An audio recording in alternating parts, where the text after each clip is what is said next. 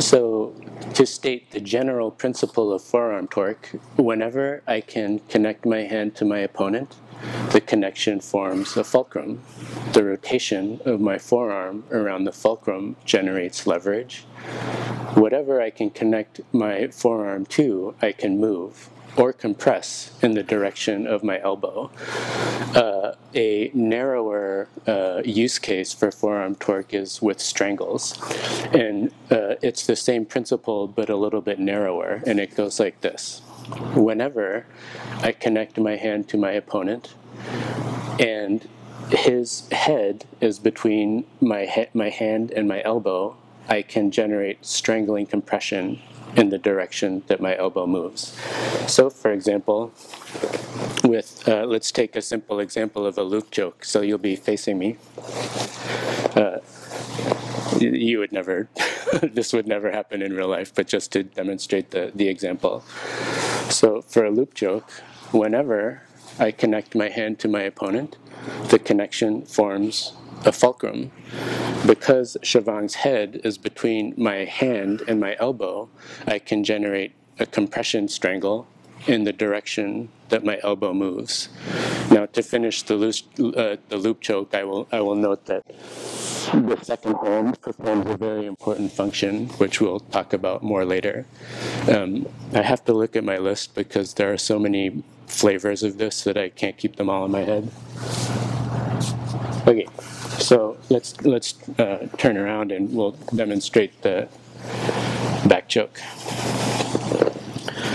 So once again, with the back choke, the statement of the principle, the connection of my hand to the collar forms a fulcrum. Shavang's head is between my hand and elbow.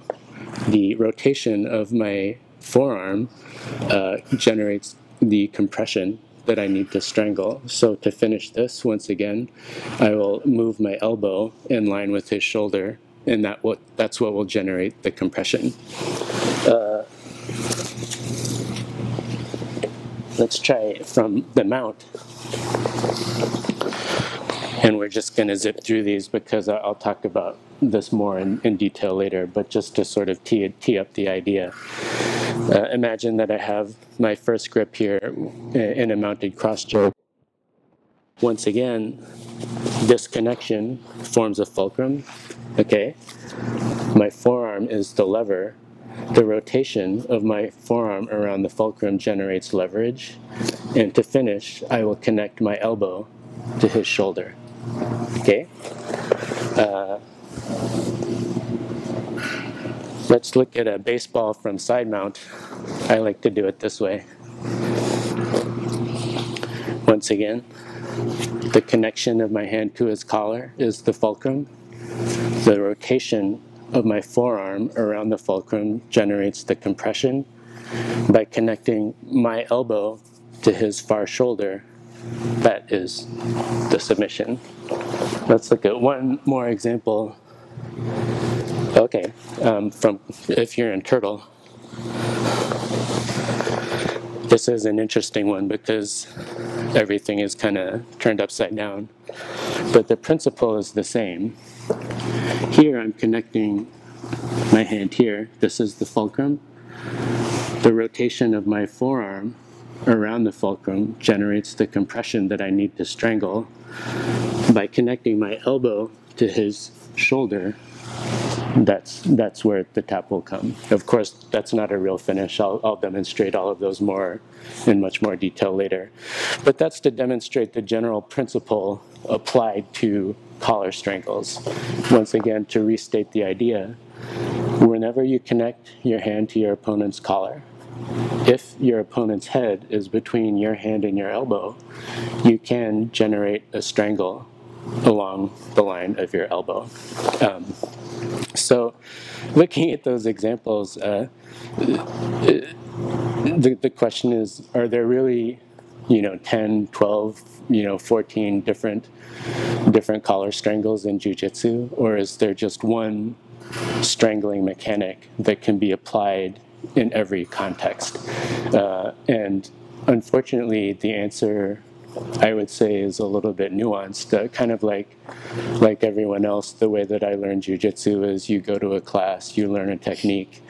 If, depending on who might be teaching or where you're training, you might get the same technique taught 3 or 4 different ways. And especially when you're new, it's really easy to think of all of these techniques as atomic, discrete problem spaces, each with its own set of nuance.